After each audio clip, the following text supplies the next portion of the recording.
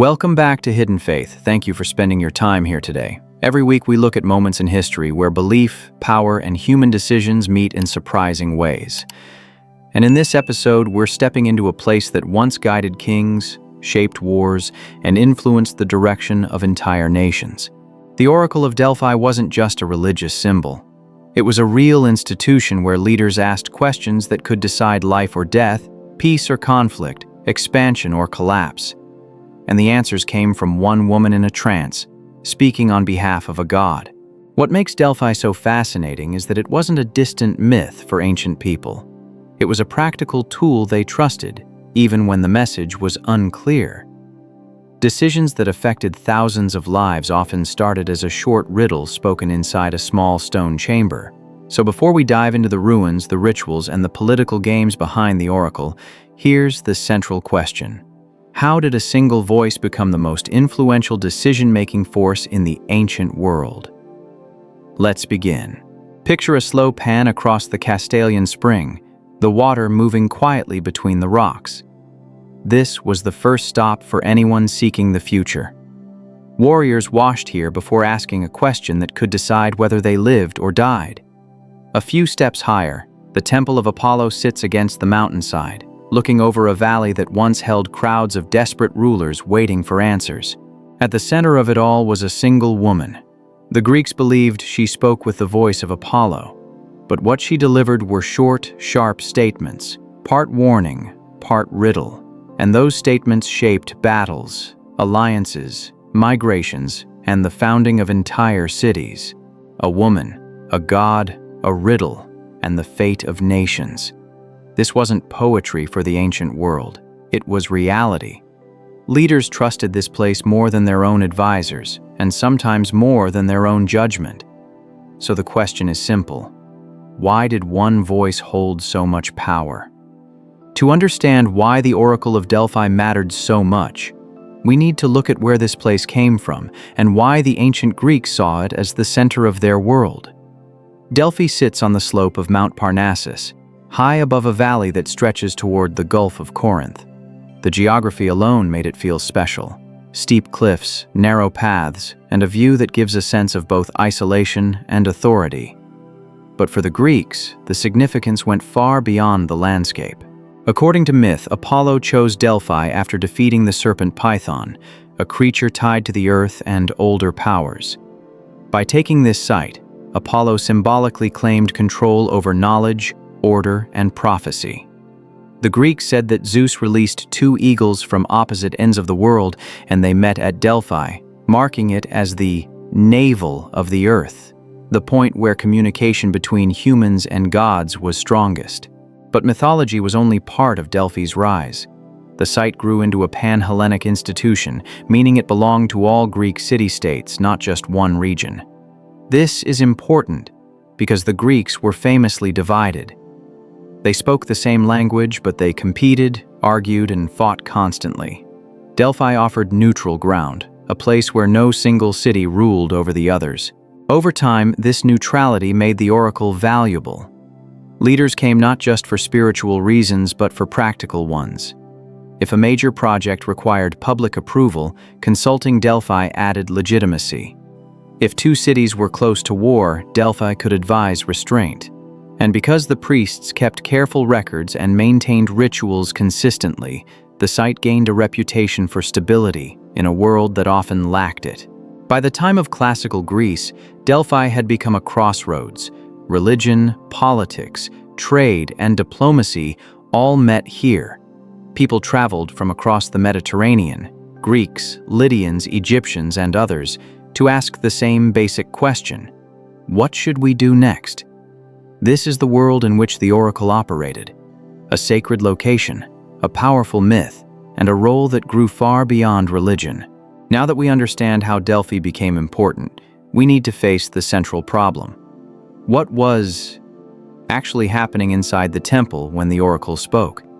Ancient sources describe the Pythia, the woman who delivered the prophecies, as speaking with the voice of Apollo. She sat on a tripod, entered a trance, and gave answers that were treated as divine truth. But the reality is more complicated, and this is where the mystery begins. For centuries, people assumed the oracle's power came from supernatural inspiration. But as modern researchers studied the site, new questions appeared. Why were the oracle's statements so short and ambiguous? Why did they almost always leave room for multiple interpretations? And why did people trust these answers, even when they didn't clearly predict anything? One major debate focuses on the trance itself. Some early scholars argued that natural gases rising from a geological fault might have caused altered states of consciousness. Later, researchers challenged this idea, saying there was not enough physical evidence to support it. Today, the debate remains open. Some see the trance as a chemical effect, others as a controlled ritual designed to focus attention and authority. But the ambiguity of the oracle's answers is the most important issue. The Pythia rarely gave direct instructions. Instead, her statements were shaped into riddles or symbolic warnings. The priests then interpreted these messages for the visitors. This created a flexible system. If events turned out well, people praised the oracle.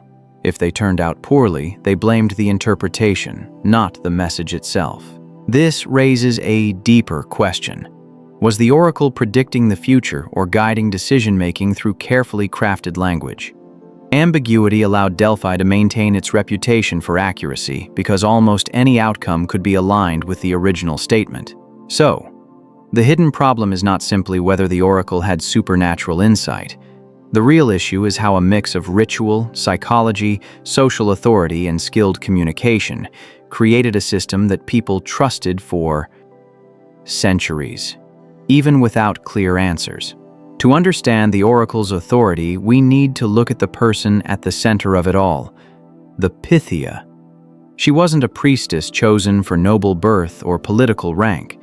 She was usually an older local woman, selected for her stability, reputation, and connection to the community. Once chosen, she lived a structured life dedicated to serving Apollo, following routines that shaped her role psychologically and socially. On consultation days, the Pythia followed a specific sequence. She bathed in the Castalian spring, chewed or held laurel leaves, and drank water from the sacred Croesus fountain. These steps weren't random. They prepared her body and mind for the experience ahead.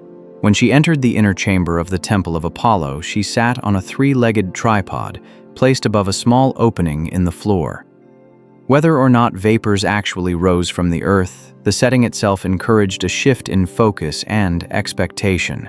Music often played during the ritual, simple rhythms and sustained notes designed to create a calm but intense atmosphere.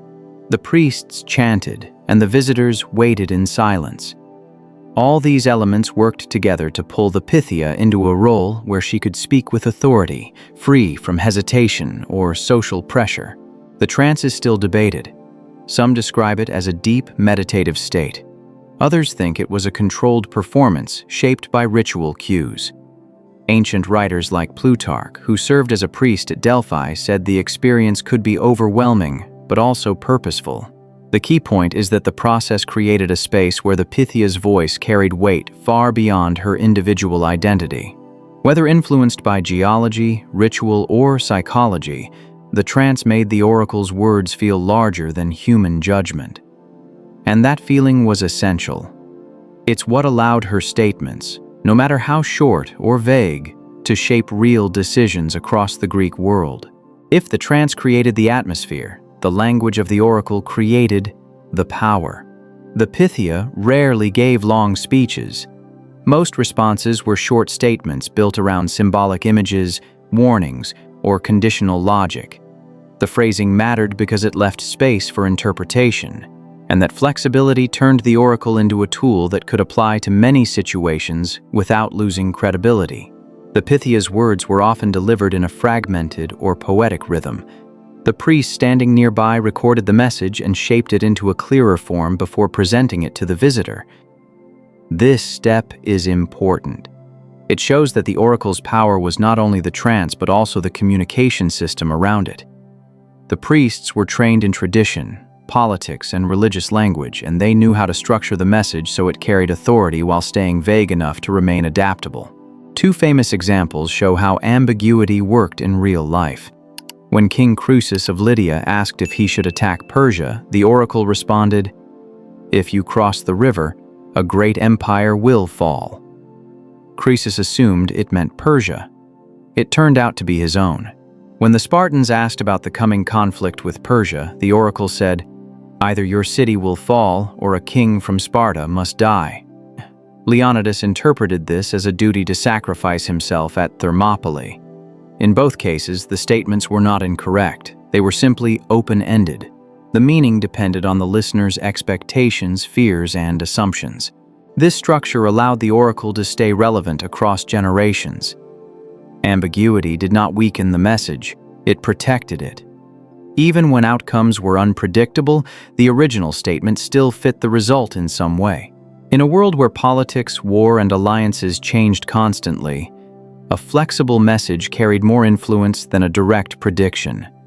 Delphi understood this, and the Greeks respected it because it matched how real life worked: uncertain, complex, and full of competing interpretations. To understand Delphi's real influence, we need to look beyond religion. The oracle functioned as a political institution that shaped decisions across the Greek world. In an era when city-states constantly competed for territory, influence, and survival, Delphi provided something rare, a voice described as neutral, sacred, and above human agendas. City-states used the oracle to validate major choices. Before founding a new colony, leaders often asked for guidance. Before launching a military campaign, they sought a sign of approval. This wasn't just superstition, it was a way to build public support. If an action carried the backing of Apollo, citizens were more likely to accept risks, costs, or controversial decisions. Delphi also acted as a diplomatic mediator. When disputes between city-states threatened to escalate, delegations sometimes turned to the oracle to settle the disagreement. Because Delphi belonged to no single city, its judgment carried an authority that neither side could claim as biased. This gave the oracle a soft power role similar to an international court or neutral council. But political influence also meant that powerful groups tried to shape access. Wealthy cities offered gifts, funding, and temple renovations in hopes of favorable treatment. The priests at Delphi had to balance these pressures while maintaining the perception of fairness. The system worked because the oracle's language, ambiguous yet authoritative, allowed flexibility while protecting its reputation. In many ways, the oracle functioned as a form of early public policy technology. It blended ritual, psychology, and diplomacy into a single system that guided large-scale decisions. Leaders didn't only come to Delphi for prophecy. They came for legitimacy, for social unity, and for a narrative that citizens could rally behind. Delphi's power rested not on predicting the future, but on shaping how people understood the choices in front of them. To understand why Delphi lasted for more than 1,000 years, we need to look at the physical evidence left behind. Archaeology shows that the site was active long before the classical Temple of Apollo was built. People use this location as early as the Bronze Age, meaning that Delphi's importance didn't begin with Greek myth. It grew from a place that had been considered special for generations. As time passed, the sanctuary expanded. Each rebuilding phase leaves clues about how the oracle evolved. The temple was destroyed by fire, rebuilt, then rebuilt again after earthquakes. Despite these disasters, the location never changed. This stability shows that people believed the power came from the land itself, not just the building. The alignment of the temple, the terrace walls, and the pathways all reflect careful planning meant to guide visitors through a structured experience. Archaeologists have also uncovered the remains of treasuries, small buildings donated by different city-states. These structures held valuable offerings meant to honor Apollo and signal a city's status. Their presence confirms that Delphi was not only religious but also competitive. Cities displayed wealth and loyalty here because the oracle's approval mattered back home. The Pythian Games, held every 4 years, added another layer of continuity. They attracted athletes, musicians, and spectators from across the Greek world. This created a constant flow of visitors and reinforced Delphi's status as a shared cultural center. The Games kept the site active even during periods when political or military tensions were high. One important archaeological detail is the layout of the inner chamber where the Pythia sat. The design implies controlled access, focused acoustics, and a space intended to amplify the emotional impact of the ritual. Even without vapors or dramatic effects, the structure itself shaped how people experienced the oracle. Across centuries of rebuilding, war, and cultural change, Delphi stayed sacred.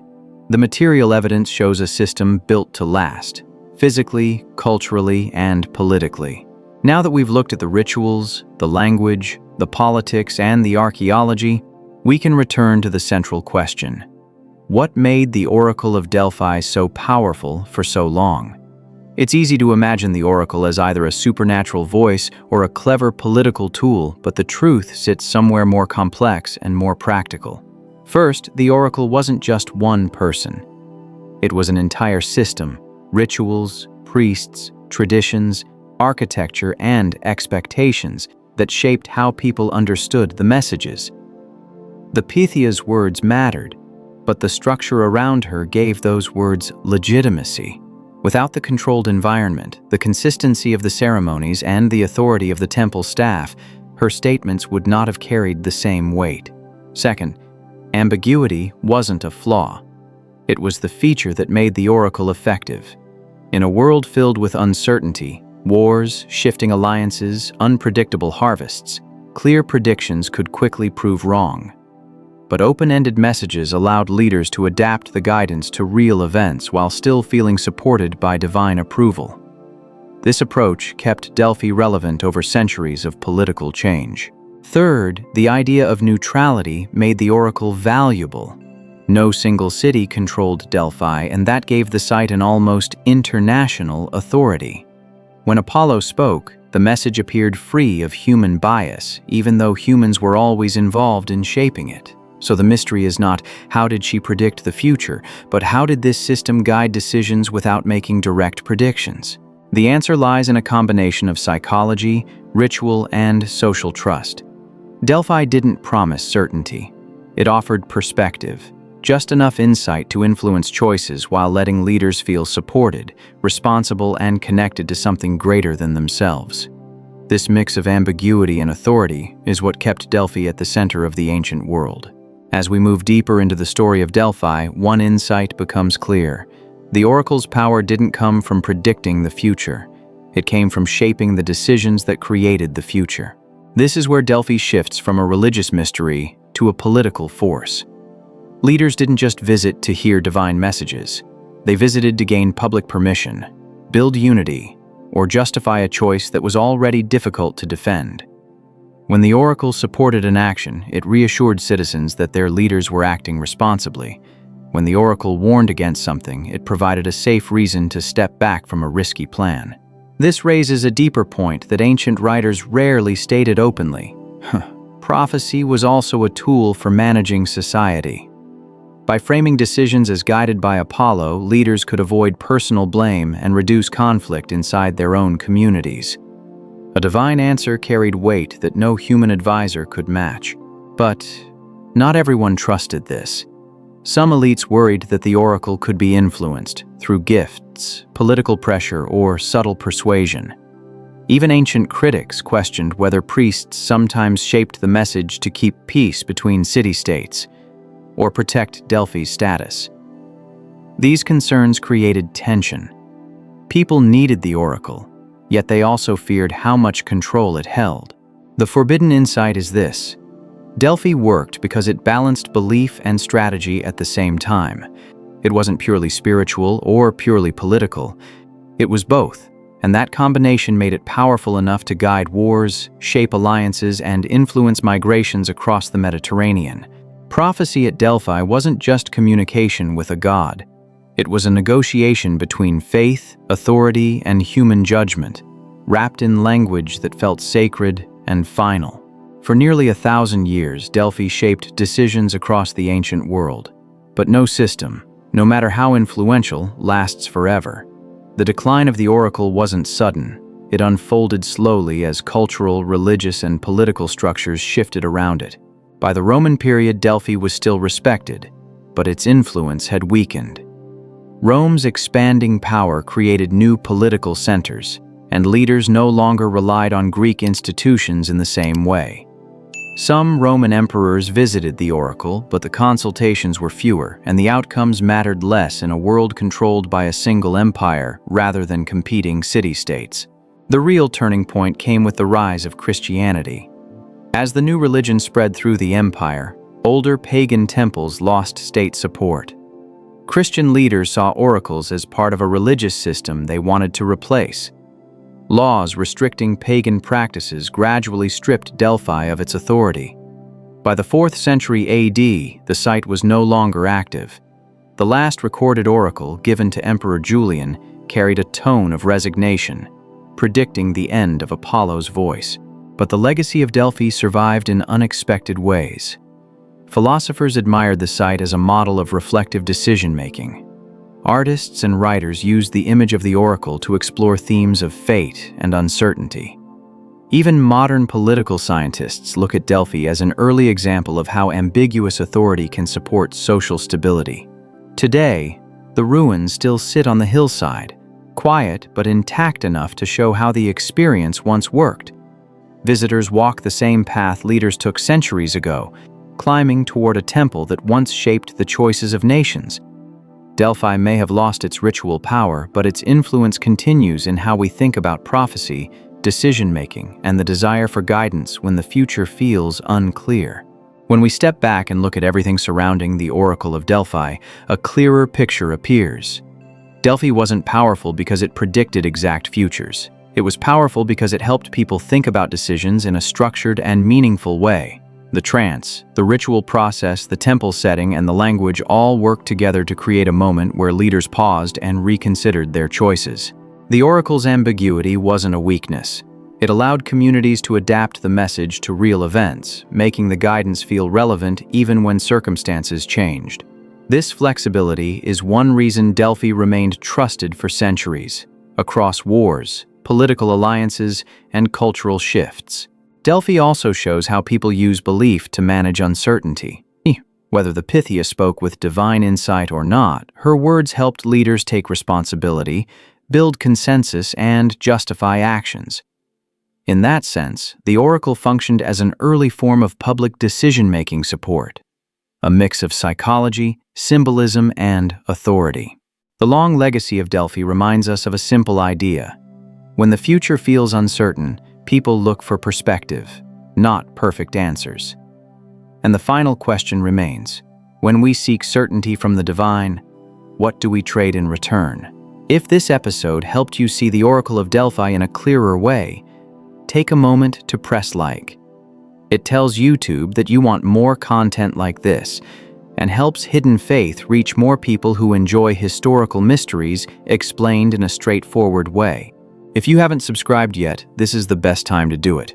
We explore ancient beliefs, lost ideas, and hidden systems every week, always with the goal of making the story easy to understand and grounded in real evidence. And now, I'd like to hear from you. Which ancient mystery should we explore next? Drop your suggestion in the comments below and let's build the next episode together.